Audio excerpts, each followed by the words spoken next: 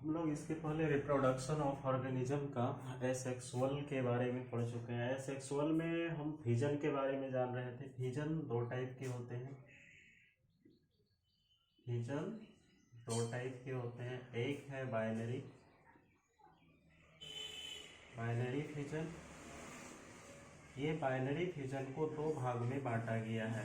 सबसे पहले लॉन्गिट्यूडनल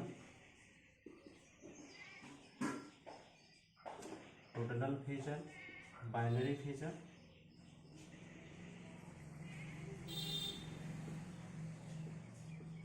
इसमें इग्युलिना का दिखाया जा रहा है।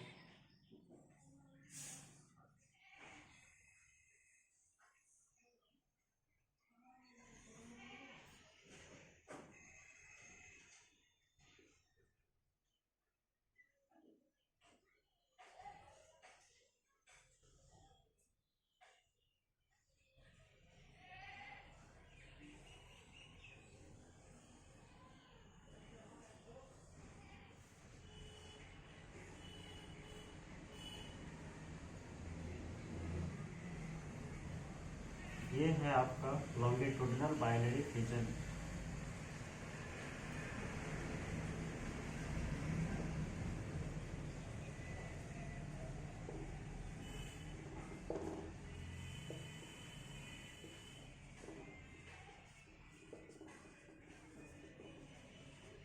इग्युलिना में ये वाला आपका क्रोमोसोम है। उसके बाद ये न्यूक्लियस है।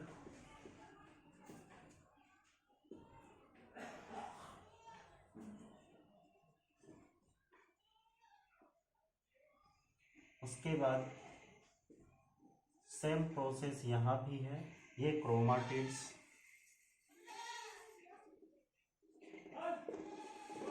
उसके बाद ये न्यूक्लियस। उसके बाद यहाँ से दो डॉटर इग्युलिना तैयार हो जाते हैं। ठीक इसी टाइप को जो यहाँ से अलग करता है, इस भागों को जो अलग करता है, यहाँ एक फुर्रो है। ये फुर्रो से ही अलग होते हैं।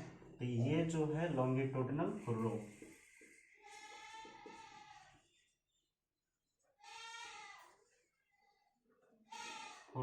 ये अलग हो जाते हैं। फिर ये है क्या? Longitudinal binary fission.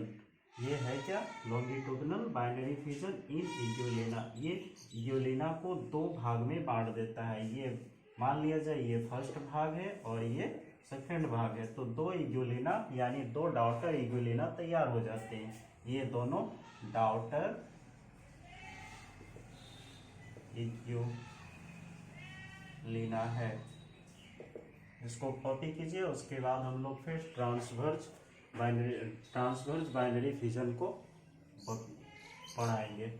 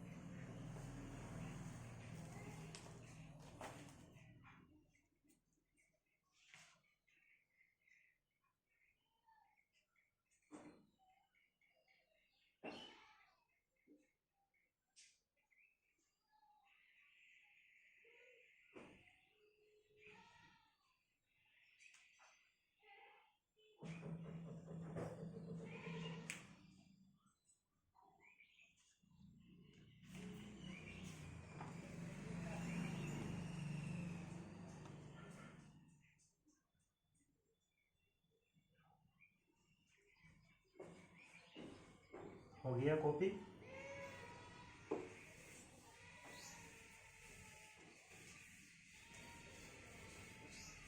अब हम लोग ट्रांसवर्स बाइनरी फिजन को देखेंगे।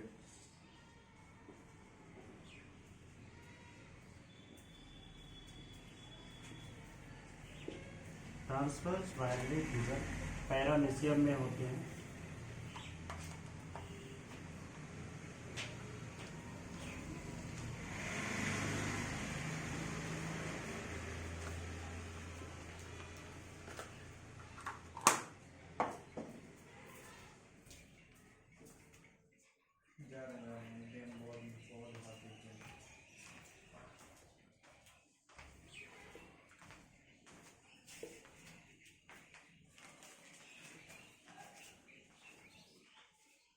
ये जो है मैक्रो न्यूक्लियस है,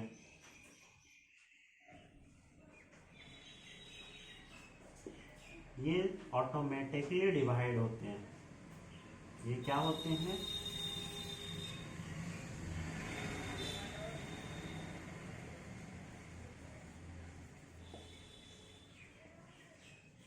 ये ऑटोमेटिकली डिवाइड होते हैं। सेम प्रोसेस यहाँ से गुजरता हुआ जाता है और ये दो डॉटर सेलों, डॉटर पैरामीशियम का निर्माण करते हैं।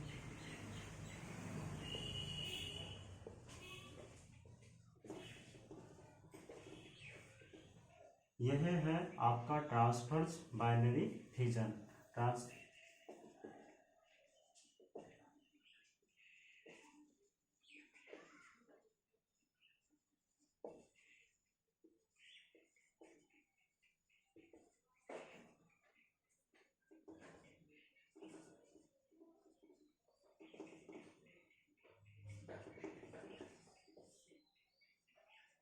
सबसे पहले मैक्रोन्यूक्लियस होते क्या है? ऑटोमेटिकली डिवाइड होते हैं। ऑटोमेटिकली डिवाइड होने के कारण ये जो है बीचों बीच से अलग हो जाता है। वन पार्ट इधर इस साइड आ जाते हैं और वन पार्ट इस साइड आ जाते हैं। ठीक इस बीच से दोनों साइड को धीरे धीरे ये क्या होगा? एडजस्टमेंट यानी एडेप्टेड पोजीशन में रहते हुए ये क्या कर देते हैं? एडेप्टेड पोजीशन में रहते हुए डॉटर पैरामीशियम का निर्माण करता है। वो भी कितने डॉटर पैरामीशियम का निर्माण करता है? ओनली फॉर 2 डॉटर पैरामीशियम का निर्माण होता है। इसलिए ये क्या करते हैं? Transverse binary fission. अब नोट में लिखिएगा, क्या लिखना है? ट्रांसवर्स बाइनरी फिजन, जो रेखा उत्तर पूर्व से पश्चिम की ओर बीचों बीच किसी प्राणी या किसी वस्तु को काटते हैं उसे ट्रांसवर्स कहते हैं। ये इस टाइप के रेखा से गुजरकर कटता है। ये जो है, ये रेखा जो है, ये लाइन ये दो भागों में बांट देते हैं। इस टाइप को क्या बोला जाता है? ट्रांसवर्स बोला जाता है। ठीक इसी टाइप में फिर क्या होते हैं? जो रेखा पूर्व से पश्चिम की ओर बीचों बीच किसी प्राणी या किसी वस्तु को काटते हैं उसे ट्रांसवर्स कहते हैं। ठीक उसी तरह जो रेखा ऊपर से यानी ऊपर से नीचे की ओर जो रेखा बीचों बीच किसी प्राणी या किसी वस्तु को काटते हैं उसको लॉन्गिट्यूडिनल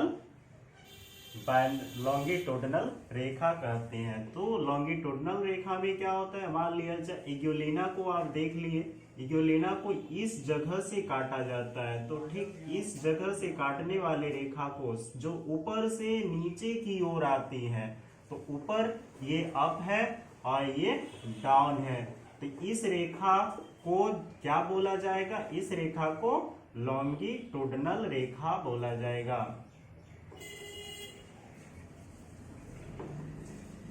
लॉन्गिट्यूडिनल लाइन। और इस रेखा को ट्रांसवर्स लाइन। ठीक है, ये सारे को कॉपी कीजिए।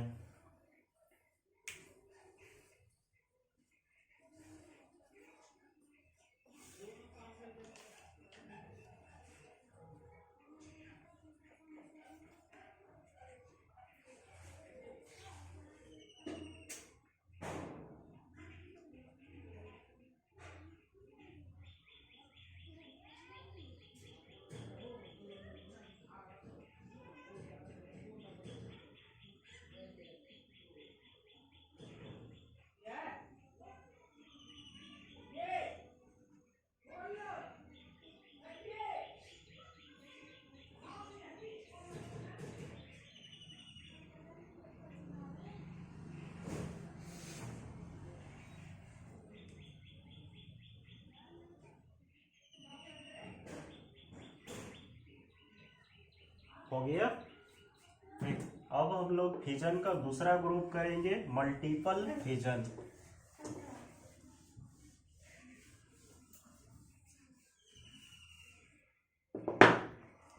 फिजन का दूसरा पार्ट क्या था? Multiple fission.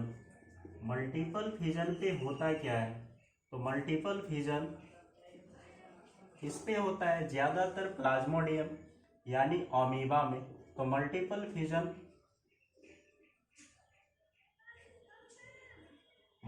फिजन ज्यादातर किस में होता है? तो अमीबा में होता है। तो सबसे पहले हम अमीबा का एक फिगर बनाते हैं। ये है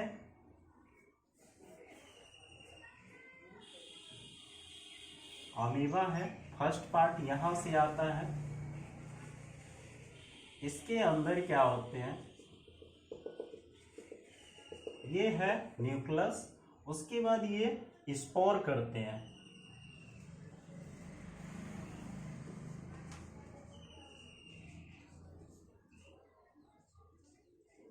ये सारे स्पोर हैं। तो यहां से ये कैसा आता है? एडप्टेड पोजीशन में गुजरते हैं सब।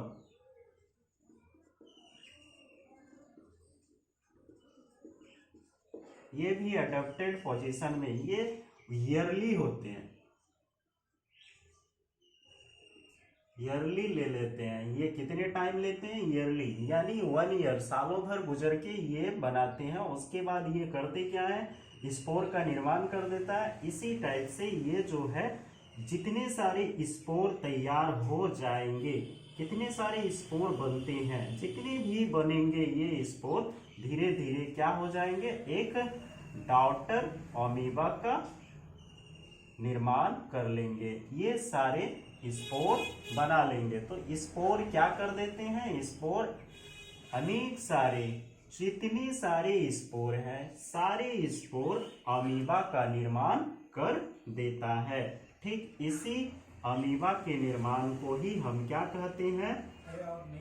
मल्टीपल फिजन कहते हैं। ये सारे को क्या बोला जाता है? मल्टीपल फिजन बोला जाता है।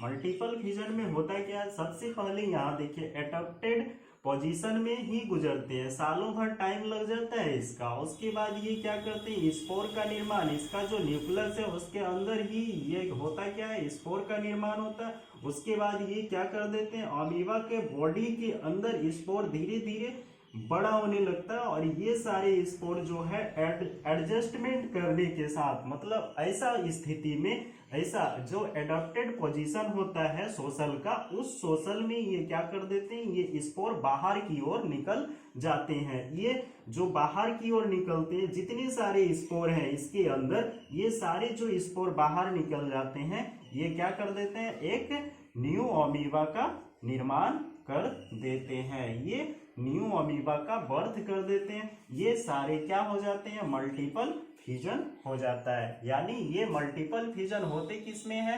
तो 2 टाइप के होते हैं मल्टीपल फिजन। होते किस किस में है? तो देखना है, मल्टीपल फिजन अमीबा में होता है, और एक किस? अमीबा या प्लाज्मोडियम। तो यहां फिगर लिखना है, मल्टीपल फिजन इन प्लाज्मोडियम। दोनों का एक ही नाम है। ये याद रखना है कि अमीबा हो या फिर प्लाज्मोडियम हो, तो दोनों में एक ही चलना है। बस इसको कॉपी कीजिए।